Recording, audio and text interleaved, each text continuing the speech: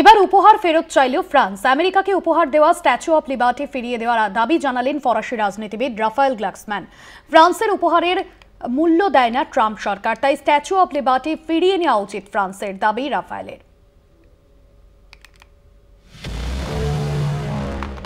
আমেরিকার icon statue of liberty মার্কিন স্বাধীনতার প্রতীক। আমেরিকাকে এই স্ট্যাচু অফ লিবার্টি উপহার দিয়েছিল ফ্রান্স। এবার সেই উপহারই ফিরিয়ে নেওয়ার দাবি জানালেন ফ্রান্সের রাজনীতিবিদ রাফায়েল গ্লাক্সম্যান। 1885 সালে ফ্রান্স থেকে আমেরিকায় যায় স্ট্যাচু অফ লিবার্টি। ওই মূর্তি ডিজাইন করেছিলেন ফরাসি শিল্পী ফ্রেডরিক বার্থলোটি। 1886 সালের অক্টোবরে ওই মূর্তির উদ্বোধন করেন আমেরিকার তৎকালীন প্রেসিডেন্ট গ্রোভার ক্লিভল্যান্ড। 1924 সালে এই মূর্তিকে জাতীয় স্মৃতিস্তম্ভ হিসেবে ঘোষণা করে মার্কিন সরকার। লিবার্টি দ্বীপে অবস্থিত এই স্ট্যাচু অফ লিবার্টি এবার ফেরত চাইল ফ্রান্স।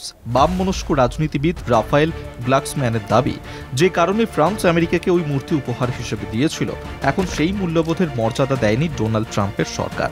তাই আমেরিকার কাছ থেকে স্ট্যাচু অফ লিবার্টি ফিরিয়ে নেওয়া উচিত ফ্রান্সের। এর আগে ইউক্রেন ইস্যুতেও ট্রাম্পের কড়া সমালোচনা করেছেন গ্লাক্সম্যান।